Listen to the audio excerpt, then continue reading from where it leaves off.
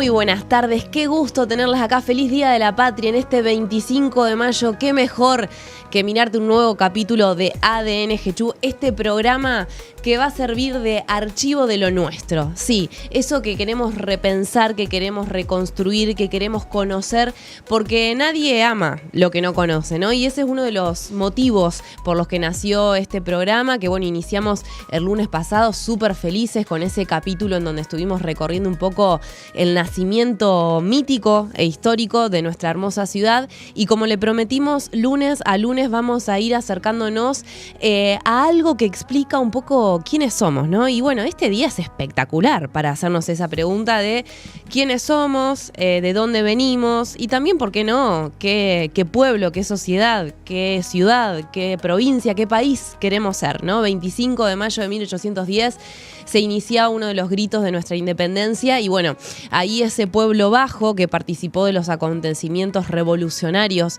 que marcaron un hito fundante en todo el continente. Bueno, hoy vamos a estar hablando sobre todo de eso, de ese pueblo bajo y de esa Gualeguaychú afro, de esa Gualeguaychú negra, de esa Entre Ríos afro, de esa Argentina afro que también somos. En este capítulo número 2 de ADN Jechú vamos a hablar de la Argentina, la Entre Ríos y la Gualeguaychú negra. ¿Y por qué vamos a hablar de esto? Y bueno, porque efectivamente hubo un proceso de invisibilización, ¿no?, de esta parte nuestra.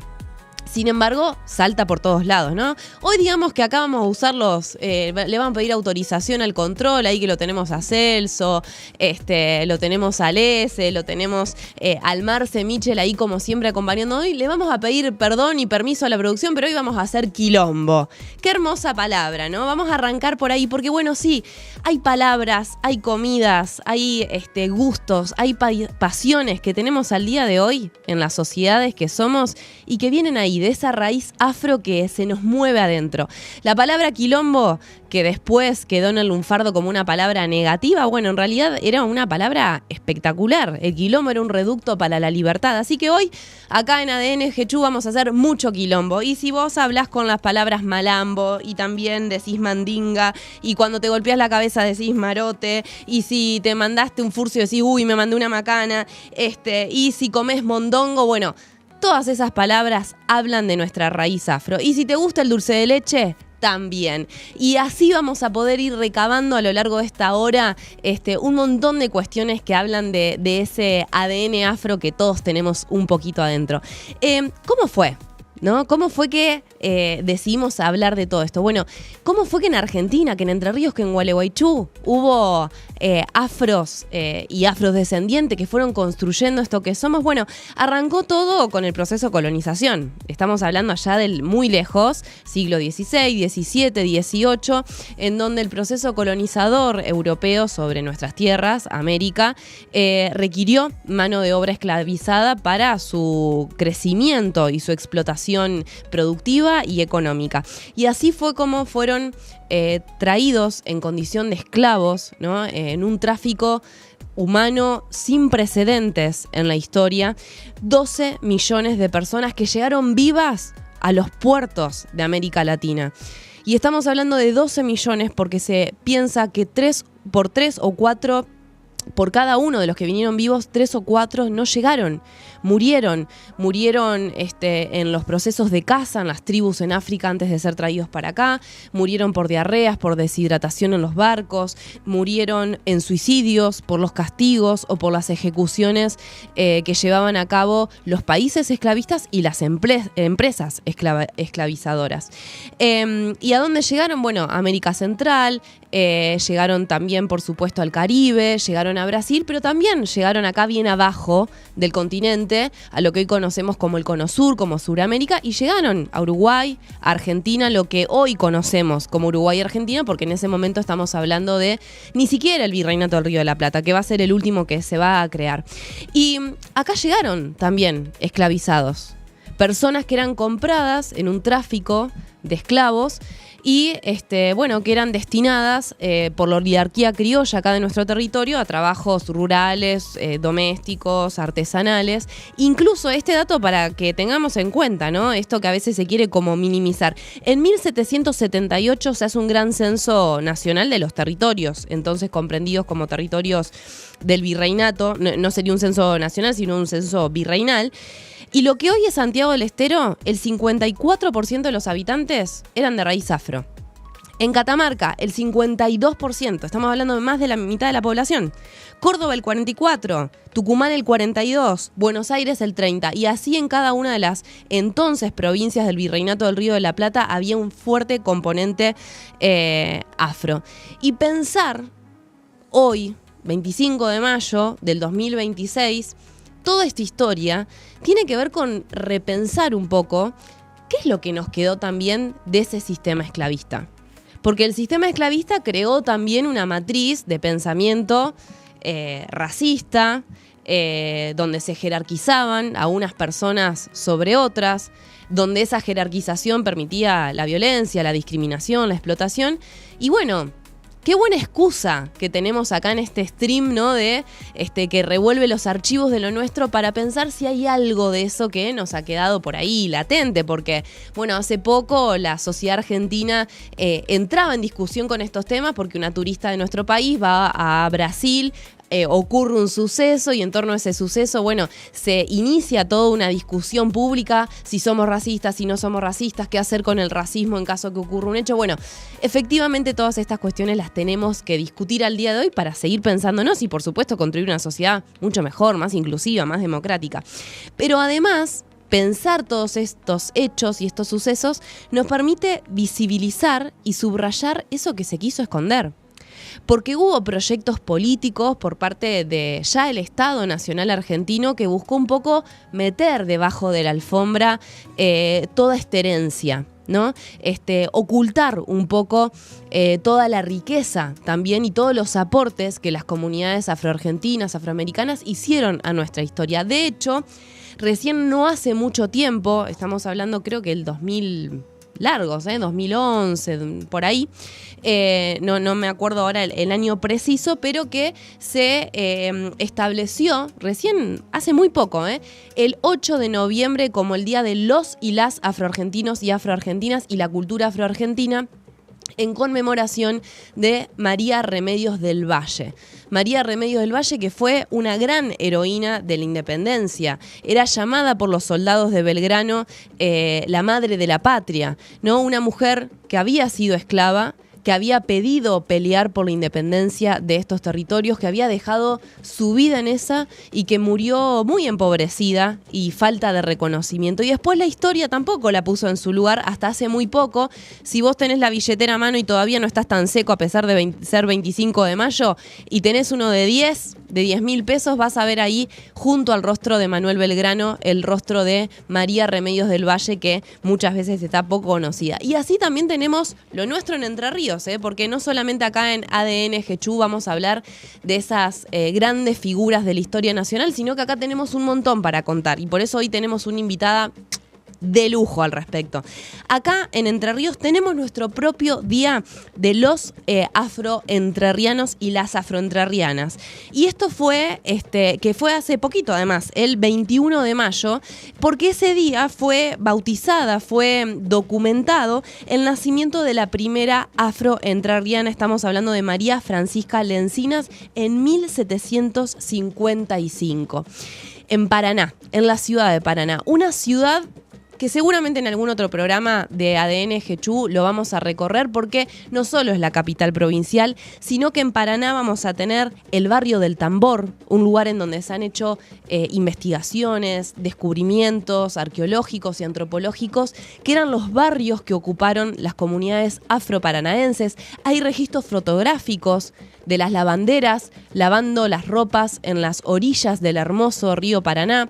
Tenemos también músicos y compositores paranaenses que han hecho un tremendo trabajo de recuperación de toda esa musicalidad afroentrerriana. Estamos hablando sobre todo de Pablo Suárez, que quizá lo estamos escuchando ahora de fondo, y si no, gran parte de su obra que se llama el tango de San Miguel, lo podés encontrar en YouTube y es todo un trabajo de recopilación de estas músicas y estos sonidos que nos parten de esta cultura afroentrerriana. Un poquito más abajo, en el centro de Entre Ríos, tenemos a los manecos, esta comunidad afro que se situó en la estancia La Capilla, hoy se conoce como Ingeniero Sájarov, cerquita de Villaguay, y ahí hubo una comunidad también que se organizó de unos afro-brasileños que se radicaron allí. Bueno, y como pasó mucho en la Argentina, ahí estaban los afros conviviendo con el gaucho judío y esta mezcla espectacular también que resulta nuestro pueblo. Y seguimos bajando en el mapa y nos vamos a encontrar con la ciudad de Gualeguaychú, que tenemos un montón para contar. Desde el sentido común decimos, no podemos tener algo afro con lo que nos gusta a nosotros el tambor. Algo tiene que haber. Y seguramente algo de eso hay, pero además tenemos un montón más al respecto y por eso no podíamos no invitar hoy a una mujer que ha dedicado gran parte de su vida a contarnos nuestra historia, que es tan importante para construir nuestra identidad. Ella es museóloga, es parte del equipo de la Dirección de Cultura desde hace un montón de tiempo, una apasionada de lo que se hace y no hay nada mejor que hablar con alguien apasionado de estos temas. Así que, Natalia Derudi, muy bien, muchas bienvenidas a este segundo programa y seguramente no va a ser el último tuyo, porque te vamos a tener asiduamente, espero. Me encanta la introducción, un montón de información que da pie a contar un montón de historias de todo lo que sucedió aquí en Gualeguaychú, en cada uno de estos contextos que uno conoce o identifica a nivel nacional, regional, todo lo que sucedía en simultáneo acá en Gualeguaychú. Por supuesto, el 25 de mayo, ¿sí? Una fecha tan emblemática para nosotros. Hace poquito leía en un libro que se llama Morenada, unas crónicas de un viajero inglés que recorre Latinoamérica y decía que él era abolicionista, como todos nuestros patriotas, que ellos también fueron abolicionistas. Totalmente. Pero que... Muy buen detalle el que señalás, Nati, porque nuestros patriotas a veces nos olvidamos que dentro de las luchas por la independencia y la liberación y sociedades más justas estaba, por supuesto, la abolición de la esclavitud. La abolición de la esclavitud y todo un contexto social y económico heredado de la colonia que era casi impracticable, impensable vivir sin la mano de obra esclava. Claro. Era muy, muy perverso, muy rentable y así con ese contexto se encontraron ellos. Y este viajero, para cerrar esa partecita de la historia, él dice que encontraba grupos de negros, de africanos o afrodescendientes, que habían convertido en candombe las estrofas de libertad, libertad, libertad. Y él manifiesta en sus crónicas, y estos pobres infelices todavía les queda mucho tiempo y todavía no saben. Ellos participaron de las luchas de la independencia, fueron carne de cañón, fueron los batallones de pardos y morenos que acompañaron, ¿no?, en todas estas batallas, en todas estas campañas tan significativas y tan bisagra en nuestra historia, y les faltaba muchísimo todavía.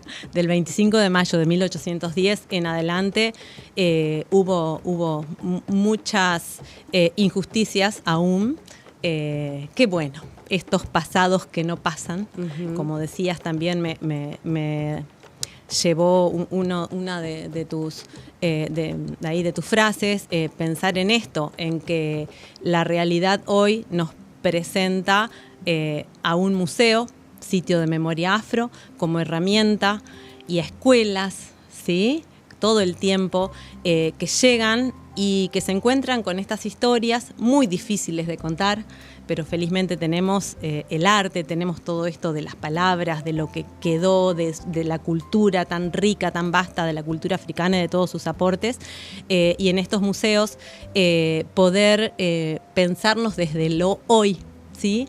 Qué es lo que sucede ante niños, niñas que están en nuestras escuelas, que también viven una migración forzada, ¿sí?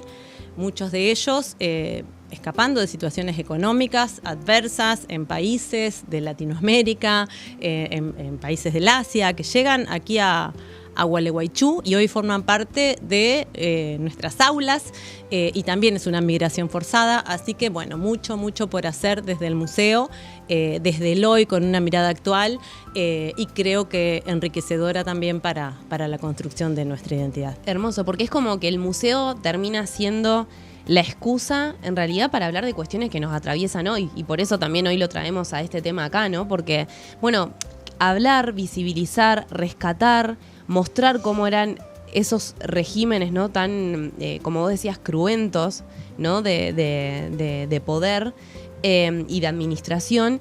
Y pensar, bueno, ¿qué pasa hoy? Pensar, ¿no? Hoy que se debate tanto, bueno, el tema de las escuelas, del bullying, de la discriminación. Bueno, sigue, ¿no? Argentina sigue siendo un país en donde en las escuelas, en las instituciones, la discriminación de corte racista está muy presente, ¿no?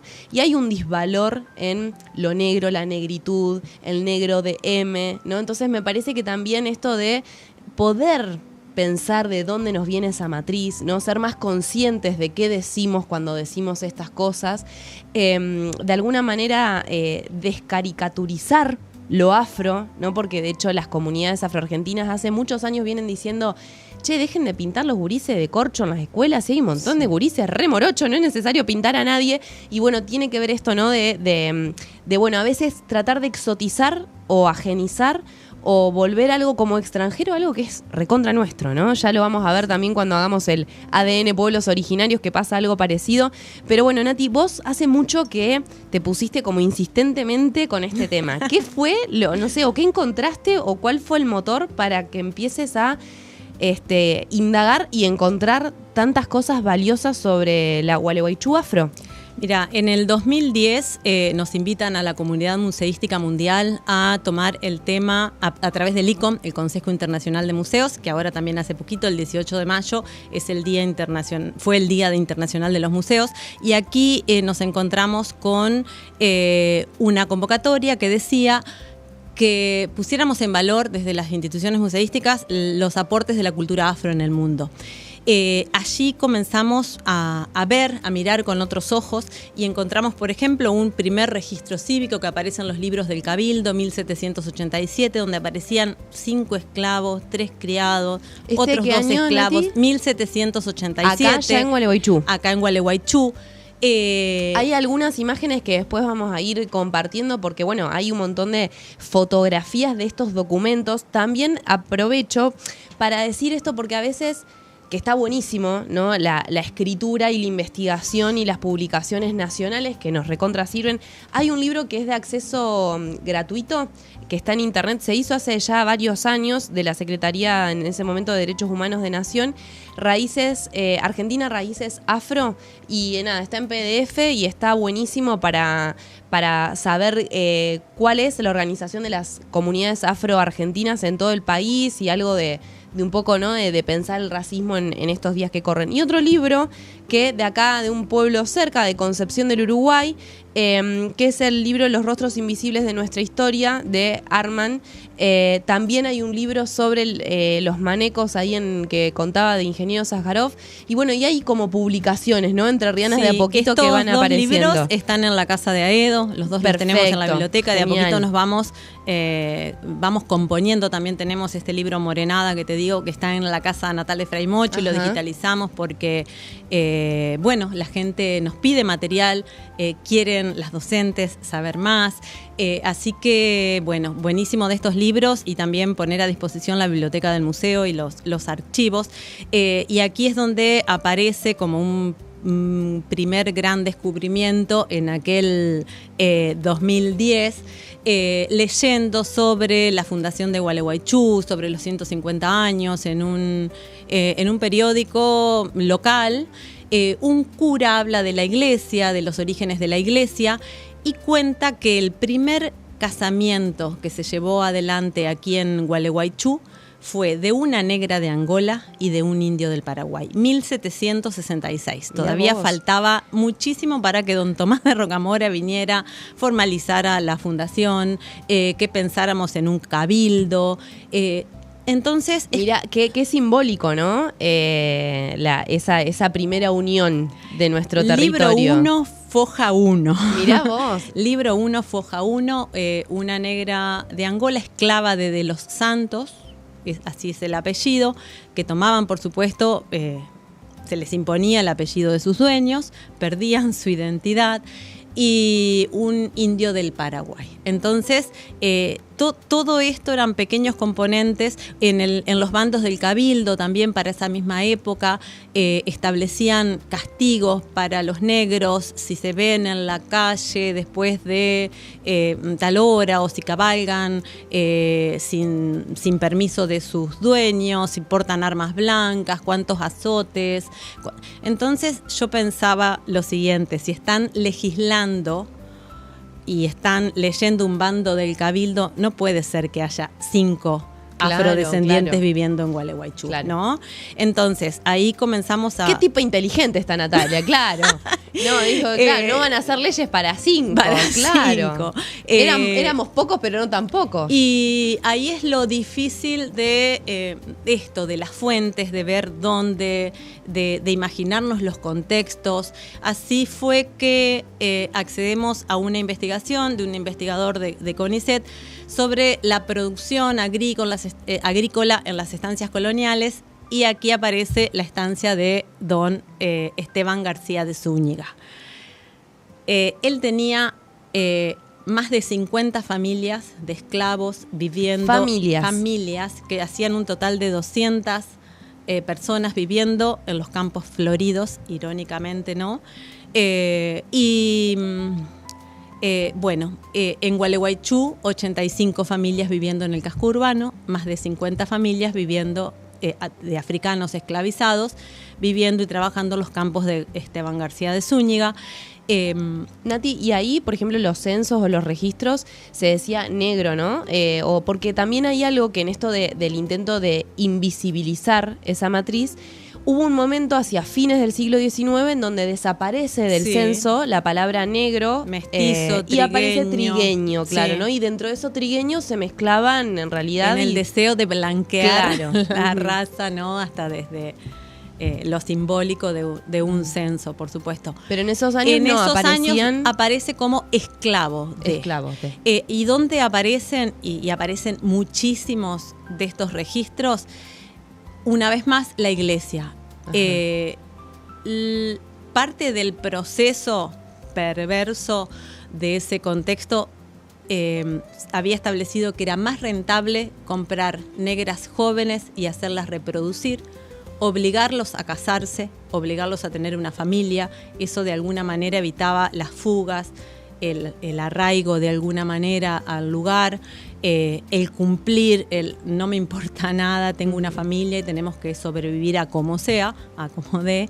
Y en ese contexto se registran también muchísimos niños y niñas descendientes nacidos en el contexto de esa estancia colonial, registrados en los libros de bautismos, y aparece esclavo de Esteban, muchísimo, y allí es donde empezamos a tener después que prestar atención en censos posteriores, como por ejemplo el de 1825, donde aparecen muchísimas familias García negro, ¿no? Porque fueron de aquellas familias que vivieron en la estancia de los Campos Floridos, que pasado todo el proceso y lograda la libertad y la abolición de la esclavitud, estas familias... Recordemos que en 1813, en el contexto de, esos primeros años de la Revolución de Mayo, que se extendía por Sudamérica, en donde las élites que habían pensado la revolución buscaban también, ¿no?, atraer a los sectores populares a la lucha independentista, y ahí es donde muchos pueblos originarios, muchos líderes de pueblos originarios y muchos esclavizados se aunan a esos ejércitos nacientes porque, bueno, el nuevo orden implicaría un orden más justo, ¿no? Esa era un poco la promesa. Y en la asamblea del año 13, de 1813, es donde se establece la libertad de vientres, ¿no? Sí. Por lo tanto, a partir de ese año se suponía, después vamos a ver que no fue tan así, pero a partir de ese año se suponía que aquellos seres humanos que nacieran de vientres esclavizados, ellos ya nacerían como hombres o mujeres libres. Exactamente, porque la esclavitud, como vos decís, se heredaba por vía materna, y la Asamblea del año 13 establece un nuevo actor social, que son los libertos. ¿Sí? Los libertos, exacto. Los libertos, que ya en la Gaceta Mercantil es muy curioso, porque en una página habla de la donación de esclavos para una determinada campaña, que de hecho García de Zúñiga aparece en la Gaceta Mercantil donando 2 esclavos para que vayan a la guerra, como un hecho claro, notable. Su coraje era mandar sus esclavos, alguno de sus esclavos a la guerra. Y página de por medio aparece qué hacer con los libertos. No tenían posibilidades de acceder a la educación, nos olvidamos de eso. Nadie quería pagarle a un hijo de esclavos por un determinado trabajo. Vivían en un contexto de una familia de padres esclavizados, y ahí aparecen estos libertos como la servidumbre, los criados, también hay todo un contexto sumamente adverso y una sociedad que mira para otro lado, ¿no? Por ejemplo, en el primer periódico de Gualeguaychú, 1849, El Progreso de Entre Ríos, aparece, se vende una criada. 1849. Claro, estamos hablando 30 años después de la supuesta abolición de la esclavitud. De edad, 28 años, o sea que ella había nacido 1821. Era liberta. Y la estaban vendiendo, y la vendían publicándola en el diario, y en varios números del diario la ofrecían: buena planchadora, buena cocinera, sin otro vicio conocido más que fumar, se da en préstamo por 7 días, dirigirse a esta imprenta por mayores datos, ¿no? Estaban vendiendo posiblemente una liberta en 1849 en un diario, ¿no? Uh-huh. Y toda una sociedad que hacía como que si eso no pasaba, uh-huh, porque era necesario en ese contexto. Hay un artículo que es muy, muy difícil leerlo sin sorprenderse, claro. De qué era lo que pasaba. Un artículo de hace pocos años, de los años 90, donde dicen que las pobres familias de españoles habían quedado de un día para el otro sin la mano de obra esclava, que muchos volvieron a dar asilo, ¿no?, a mujeres que volvían con hijos, solas, fracasadas, con toda esa frustración de no haber logrado nada con la libertad, porque había todo un contexto social que no les aportaba absolutamente nada, que no podía entender que un afrodescendiente, que un negro tuviera derechos. Uh-huh. Nadie lo podía entender. Bueno, y el racismo tuvo y tiene, ¿no?, esa cuestión de que además, bueno, esto estaba acompañado en estos años también porque, digamos, la esclavización tiene también como todo un rasgo de modernidad. Uh-huh. Y detrás de estas formas de explotación de seres humanos contra seres humanos, había científicos, médicos, biólogos que comprobaban, ¿no?, que, bueno, por distintas características, las personas negras tenían predisposición, ¿no?, o rasgos para esas formas de explotación. Sí, y el hombre blanco tenía que administrar a esas casi bestias, ¿no? Sí, sí. Y lo mismo lo vamos a ver con lo de los pueblos originarios, pero me parece que es re valioso poder verlo acá en nuestra ciudad, ¿no? Y imaginar eso en la Plaza San Martín, por donde hoy andamos, o algunas instituciones por las que hoy todavía frecuentamos. Bueno, esto fue una realidad, ¿no? Estas familias García Negro, ¿no?, que salían del campo y venían a vivir al pueblo, y son apellidos que siguen dando vuelta. Tuvimos, discúlpame que te corte, no, para no olvidarme, sí, supuestamente un barrio del Sartén. Ajá. En San José, al norte. Un vecino de la ciudad, vecino de la casa de Aedo, me decía que él hablaba mucho con Rafael Aedo, el último de los habitantes, que él fue uno de las personas que luchó porque la casa sea museo, instaló eso en su descendencia, en sus sobrinos que heredaron la casa, y gracias a ellos, la casa se vendió con todo adentro, con documentación, y hoy seguimos teniendo un vínculo sumamente interesante y valioso con los descendientes de la familia Aedo. Y Rafael, contaba sobre el barrio del Tambor. Era muy curioso, muy le apasionaba la historia, y todavía no sabemos nada, mucho más no tenemos para decir. Pero bueno, yo creo que este espacio es sumamente importante para que la comunidad de Gualeguaychú se vincule, ¿sí?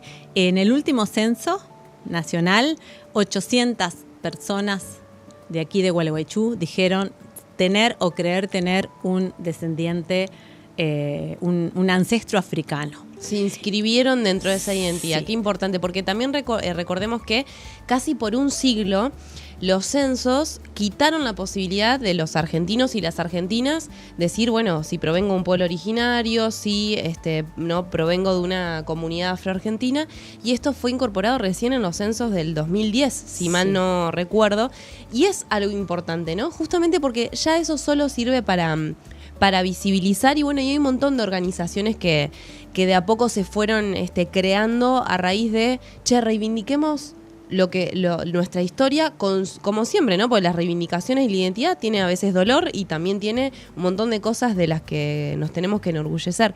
Pero ¿por qué la casa de Aedo, que también decir lo importante de estos lugares en nuestra ciudad, ¿no? Lo importante de que esta familia decidió en algún momento darla a la comunidad como museo, de conservar estos espacios, cuántos otros espacios más podríamos tener en la ciudad, además de los que tenemos, el laburo que hace ahí la gente que trabaja, donde hay también mucho saber autodidacta, ¿no? que se va tejiendo y que se va pasando. Pero ¿por qué la Casa de Aedo podemos decir que es esa tan buena excusa para pensar a la Gualeguaychú Afro? Bien, allí en la esquina de la Casa de Aedo... esa foto. A ver. Esta foto es del archivo, fue tomada por José Antonio Aedo. Ahora les voy a contar un poquito más de todos estos registros fotográficos y del archivo del museo. Pero lo que sucedió allí en la Casa de Aedo es que hubo un comercio donde se vendía azúcar, ron de Cuba, tabaco, telas traídas de Europa, herramientas de labranza, y entre todos esos registros aparecen. Te envío además 2 negritas, murciana y franca, a 200 pesos cada una. Te recomiendo que compres esclavos jóvenes entre 14 y 16 años, que son los más rentables para el trabajo del cebo y la grasería. Todos esos documentos los tenemos digitalizados gracias a la familia que lo ha preservado y que se han animado también a traerlos y compartirlos con la comunidad de Gualeguaychú. Una historia sumamente interesante porque vemos todo un contexto de lo importante o de lo notable que era en la sociedad de ese momento tener un esclavo. Formaba parte de lo que te daba estatus social, de lo necesario que era para los campos y las estancias, la mano de obra esclava. Vemos en la Casa de Aedo, por ejemplo, los ladrillos con la que está hecha la casa, la construcción, también mano de obra esclava. Realizaban ese tipo de tareas, las más difíciles, las más duras. Aparece también el término de negro bozal, que eran aquellos que no hablaban ninguna palabra en castellano. La venta de la negra Joaquina, de otra familia, la familia Valerdi, que nos presta ese documento y lo digitalizamos y lo vamos sumando, de aproximadamente 35 años. Cómo contaban los años en una determinada nación africana en el medio de África. Claro. Entonces, perdían sus nombres, su identidad, su contexto natural, su contexto social, y eran traídos sin hablar una palabra estaba prohibida la educación, no se permitía leer ni escribir a un afrodescendiente, y en la casa de Aedo también tenemos otra historia vinculada con eso, de el negro Pablo, que sí le habían enseñado a leer y escribir, y muchas veces hasta eso después dificultaba la venta de ese esclavo si sabía leer y escribir. Y un esclavo que supiera leer y escribir también podía leer y propagar ideas, ¿no? De abolición, de libertad, de era justicia. peligroso. Hace 3 años asumimos el desafío de transformar esta cooperativa y entendimos que el futuro no era esperar, sino animarse a construirlo. Fortalecimos el sistema eléctrico, recuperamos una institución sólida y dimos pasos históricos hacia una cooperativa moderna y multiservicios. Impulsamos conectividad, construimos un data center de última generación. Creamos GECHU TV y llevamos nuestros contenidos digitales a 21 provincias a través de la plataforma Sensa. También avanzamos en nuevos servicios sociales, con salas velatorias próximas a ponerse en funcionamiento, pensando siempre en acompañar a nuestra comunidad. Nada de esto hubiese sido posible sin nuestros trabajadores y sin cada vecino que acompañó esta transformación. Hoy, a 80 años de su nacimiento, la cooperativa vuelve a mirar el futuro con orgullo, con fuerza y con una visión clara, porque el futuro ya empezó.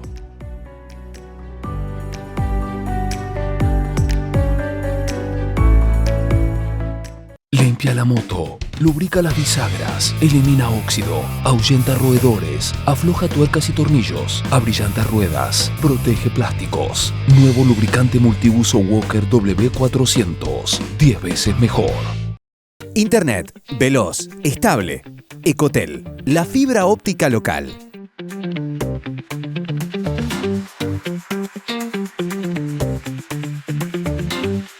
$50 megas, 100 megas, 200 megas. Ecotel, contrata hoy. Ecotel, la fibra óptica local. Contrata hoy tu servicio de internet por fibra óptica comunicándote al 3446 2011 84. En Matcom somos líderes en soluciones de infraestructura para redes de datos. Contamos con un amplio portfolio de productos y servicios respaldados por la más alta tecnología e innovación. Somos distribuidores mayoristas de las mejores marcas del mercado, garantizando productos de máxima calidad y confiabilidad. Brindamos asesoramiento, desarrollo e instalación con soluciones personalizadas que impulsan el éxito y la transformación digital de nuestros clientes. Contáctate con nuestro equipo de expertos y lleva tu proyecto al siguiente nivel. Matcom te conecta al futuro. Yo tenía anotado por ahí, porque me lo había anotado en mi machete, pero bueno, justamente al Río de la Plata llegaron sobre todo de Angola y el Congo. Esas fueron las naciones africanas de las que más recibimos. En las cartas como esta que estamos viendo, hablan de esclavaturas, ¿sí? Las esclavaturas eran los lugares donde quedaban en cuarentena, eran como grandes estancias en Brasil, ¿sí? En Río de Janeiro sobre todo, y desde allí se redistribuían y no muchos llegaban al puerto de Buenos Aires directamente desde el África, sino que eran estas estancias esclavistas las que los transportaban hasta aquí. Y en estas cartas dice de la esclavatura de la Santísima, bueno, esta creo que es una, ahí dice de la esclavatura de ambos sexos, porque había de niños, de mujeres, de hombres, en el barco de la Santísima Trinidad. Bueno, llegan aquí y don Ventura Aedo los redistribuye, introduce al interior del virreinato a través de José Antonio Aedo, que es el primer Aedo que llega aquí a Gualeguaychú. Por eso la casa de Aedo es el lugar ideal para poder abordar esas historias, porque allí se compraron y se vendieron personas esclavizadas. Claro. Bueno, y pensaba también, ¿no?, en esto que vos mencionabas, la negra Joaquina, o esto de la venta, que también dentro del drama, ¿no?, un drama que todavía recorre el mundo, porque la trata de personas lamentablemente no se extinguió, tiene distintas formas. De hecho, nuestro Código Penal en la República Argentina sigue teniendo como un delito federal la trata de personas, ya sea con fines de explotación laboral o fines de explotación sexual. Pero en esta tragedia humana, tremenda, de 12 millones de personas que llegaron vivas, más todas las otras que murieron en el camino, ¿no? O que se suicidaban en el marco de tratar de escapar del sistema. Bueno, las mujeres además eran consideradas, ¿no? Esto piezas de reproducción, ¿no? Entonces todo lo que tenía que ver con las tremendas violencias sexuales también a las que eran expuestas las mujeres esclavizadas. Hay una novela, estoy meta a recomendar libros, pero bueno, si en ADN Hechu no te recomendamos libros, ¿en qué programa de streaming te vamos a recomendar libros? Bueno, que es de otro, no es histórico per se, es un libro de literatura muy hermoso de Isabel Allende que se llama La isla bajo del mar.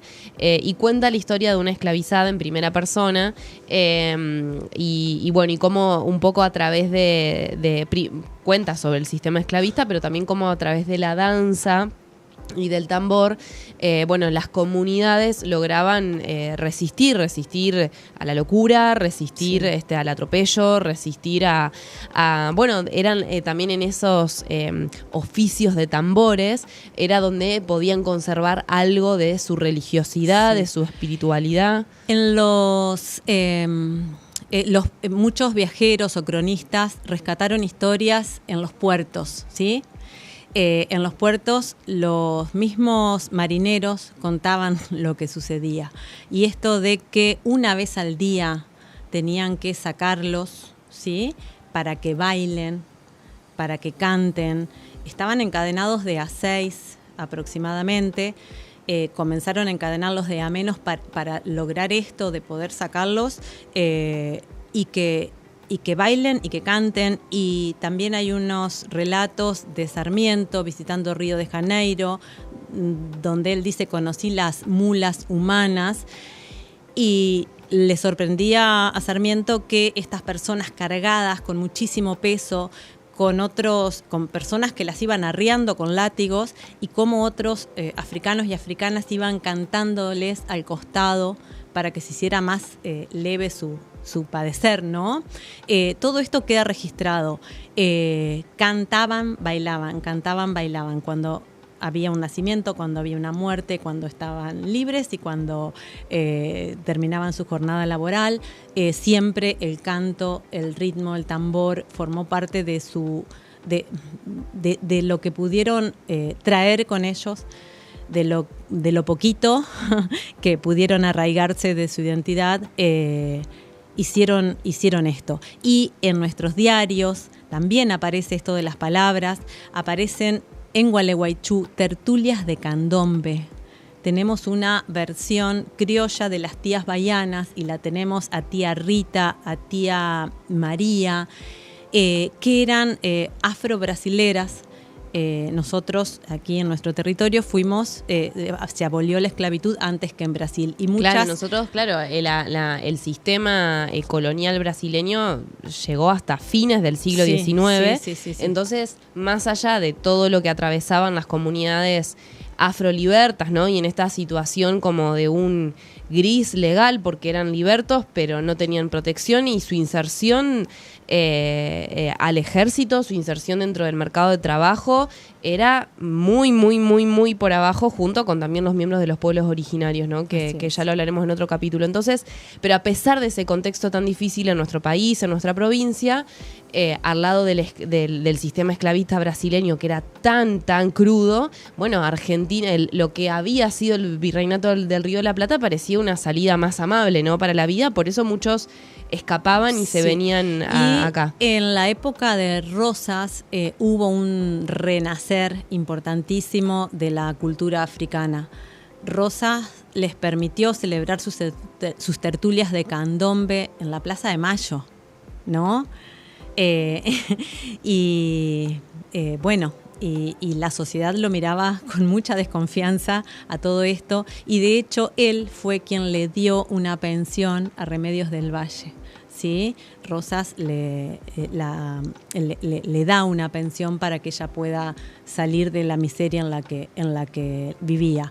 Así bueno, que, muchos dicen también que Encarnación Escurra, la mujer de Juan Manuel de Rosas, era de origen afro, ¿no? Y que de ahí también venía su gusto por el tambor, y bueno, y ella se mostraba también en algunos de de estas reuniones bailando, cosa que obviamente escandalizaba a las doñas bien de la época, ¿no? Porque claro, la mujer del excelentísimo y supremo va moviendo las caderas, y de hecho hay el disco nuevo de Jorge Drexler, que es una belleza, tiene una canción que relata todas las prohibiciones de la danza. Sí, es hermoso. Y bueno, ¿no? Y justamente, todas las comunicados que había tanto de la corona española, el Vaticano, ¿no? Y siempre no como podían esto de usar alhajas, no podían usar, digamos, no. Todo eso era parte de las prohibiciones. Y estos candombes, que hoy decimos candombe y pensamos en el ritmo, eran comunidades, eran hermandades. Las hermandades y los candombes fueron congregaciones sociales de afrodescendientes y de africanos que, por ejemplo, realizaban esas fiestas por una propina, por algo de dinero que les dejaban quienes iban a mirar esto, que cada vez resultaba más atractivo, y con eso o le compraban la libertad a algún esclavo, o compraban herramientas de labranza y se las iban prestando entre esas hermandades y comunidades. Entonces, lo que nosotros hoy conocemos como candombe tiene un origen sumamente social, ¿sí? Como un recurso de los afros y de estas comunidades que comenzaban a tener voz, a tener participación en la sociedad de otra manera, un poco más libres, ¿no? Sí.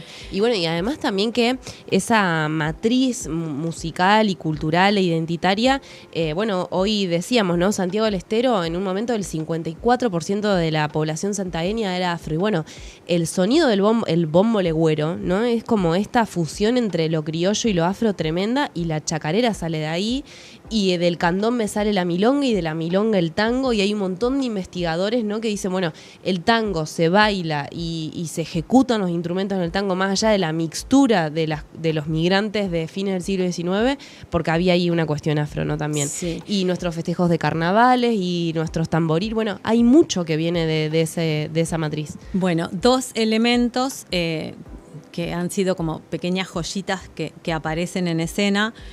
Muere una de las dos últimas reinas africanas que hay en Gualeguaychú, diario El Noticiero, de 1880. Me muero con esta noticia. A ver, para contarme, ¿cómo fue eso? Una de las dos últimas reinas africanas.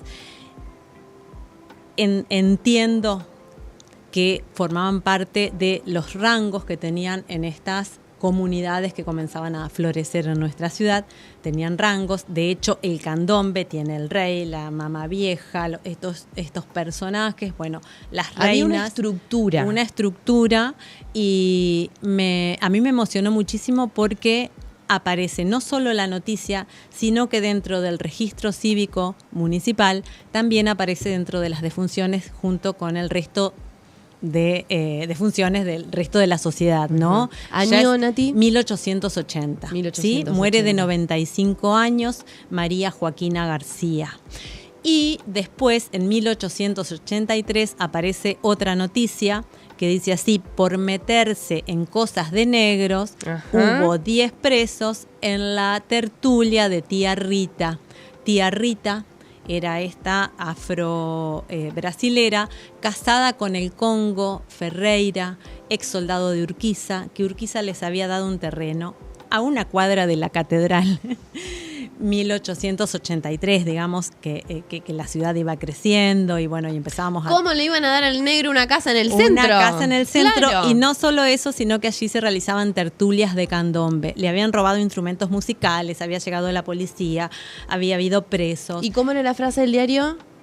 Por meterse en cosas de negros. Esas cosas de negro, esa música de negro, esa cosa de negro, ¿no? Pero bueno, pensemos también cómo nos ha quedado ese lenguaje racista, ¿no? Hay una queridísima conductora argentina que una vez dijo, no, yo soy rubia de pelo y de alma, ¿no? Como que ser Sí. negro de pelo y de alma es una cosa malísima, ¿no? Bueno, hay un montón de estas cuestiones que hablan de una sociedad que conserva prejuicios y estigmas todavía al día de hoy.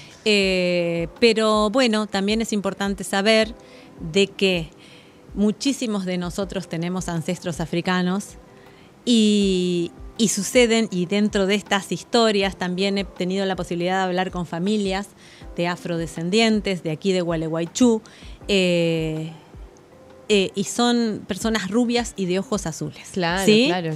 Porque hubo historias de abuso, historias de que se daban, mujeres abusadas que se daban a la fuga, que tenían a sus hijos y sus hijos nacían rubios.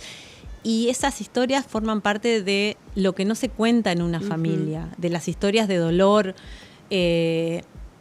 En una de estas oportunidades que invitábamos a la comunidad a acercarse al museo, a contar estas historias, una señora que todavía no la conozco personalmente, Nélida, ella me contaba que sus 2 abuelas eran afrodescendientes, una desde el centro de la provincia, la otra llegada desde la otra banda del Uruguay, ¿no? Muchísimas historias. Y el año pasado, en esta fecha aproximadamente, tuve la posibilidad de participar en un conversatorio afro-latinoamericano en Cali, organizado por Cali, que es la ciudad colombiana con más afrodescendientes. Tuve la posibilidad de estar en Cali, de conocer, y allí surgió esta posibilidad. Cuando nos presentamos en el conversatorio, estaba Marina Crespo, la presidenta de la Asociación Entre Afros. Marina es rubia. Y estaba yo. Y una señora de ahí en el conversatorio plantea ¿por qué nuestros sitios de memoria están copados por blancos en la Argentina? Y ella se resistía y no... entonces, le tratábamos de explicar que no la tuvimos tan fácil o que no se dieron las condiciones para que la cultura afro sobreviva tan intacta, porque realmente allí en estas ciudades, en muchas ciudades de Centroamérica, de Latinoamérica, aparece la cultura afro en su máxima expresión, ¿sí? Lograron ganar esa batalla y aquí todavía estamos en búsqueda de nuestras identidades, y de hecho la UNESCO establece en el año 2010 que todos los que tenemos rulos en el cabello tenemos un ancestro africano. Si es difícil que nuestros abuelos italianos nos cuenten y digan que cómo vinieron en el barco, que la guerra, que no le preguntes a papá porque no le gusta hablar de eso. Imagínense todas estas historias de sometimiento, de abusos, de marginación de generaciones y generaciones y generaciones. Así que, bueno, aprovecho a estas 800 personas de aquí de Gualeguaychú que sienten que algo de lo afro está en sus familias, está en sus genes, está en su historia, que vengan, que las compartan, que desde el museo queremos dejar esto, ¿no? Un granito de arena, un pequeño granito de arena para poder vernos en nuestra máxima expresión como sociedad, ¿no? Con los aportes que, por supuesto, valiosísimos nos ha dejado también la cultura afro.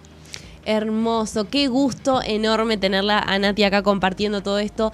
Da para quedarse 50 horas hablando. Yo creo que va a haber un capítulo 2 de ADN Quechua Afro porque hay un montón para conversar todavía de lo que pasó en la ciudad de Gualeguaychú y en otros lugares de la provincia de Entre Ríos, en donde de a poco se va construyendo esta historia que también es súper vital.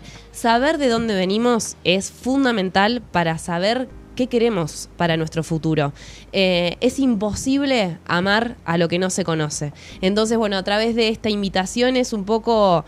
Se me ocurre que podemos bien dedicarle el programa de hoy a tía Rita y a María Joaquina García, que fueron esas 2 reinas negras que tuvimos en nuestra ciudad, y también dedicárselo a todas las personas, a esa maestra, a ese militante de derechos humanos, a esa persona que todos los días construye una sociedad menos prejuiciosa, menos estigmatizante. Bueno, a todas esas personas que luchan por una sociedad mucho mejor, bienvenido a esto. Y para también luchar necesitamos esto, conocernos. Así que, como decía Nati, la invitación, si vos sabés que en tu familia hay alguna tradición oral que cuenta alguna historia de algún ancestro, alguna ancestra que vino de ese lado del mundo. Del barrio del Sartén. Del barrio del Sartén, acércate porque son tiempos de empezar a subrayar y valorizar toda esta tradición que también hace lo que somos. Y por supuesto, la otra invitación es a que te animes a soltar el negro y la negra que todos tenemos adentro. Si se te va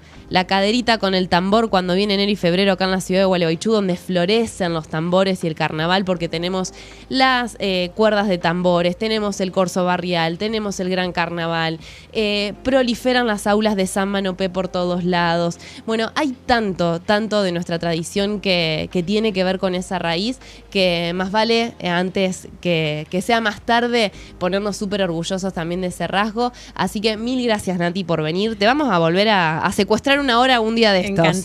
Encantada de estar acá. Realmente que me den la posibilidad, que en realidad no es a mí, es al museo y al trabajo que venimos realizando hace muchísimos años, de poder compartir un poquitito de todo esto que anda dando vueltas, y esto que decís vos de agradecer a las seños, las maestras que nos piden, muchas nos piden, por favor hablen de los afro, vamos a contarles, estamos trabajando con este libro, con el espejo africano, qué más nos pueden aportar desde el museo, y tenemos los tambores y los chicos tocan el tambor, y por supuesto que estas historias es un inicio, tienen toda una vida esos niños y esas niñas para conocer más de estas verdades tan terribles, pero tan nuestras. Y bueno, y ahí en el museo un poco jugando y un poco escuchándolos, vamos construyendo colectivamente las propuestas. Así qué que hermoso, los esperamos. Hermoso. Y bueno, feliz Día de la Patria, aguante esa patria de todos colores, en donde entramos todos y todas, en donde entran todas las culturas, todos los pueblos, ¿no? En este gran, hermoso y amado pueblo argentino. Para vos que estuviste del otro lado ahí comentándonos a lo largo del programa, bueno, nada, gracias por estar del otro lado. Sabés cuáles son nuestros canales de comunicación, así que si tenés alguna anécdota o algo para contar de este o alguno de los otros temas que vamos abordando en ADN GECHU, bueno, más vale, contactate, hermano, ¿qué andás o hermana, qué andás esperando? Acá siempre van a estar las puertas abiertas para charlar de esas fibras que recorren nuestra identidad. Muchas gracias y hasta el lunes que viene.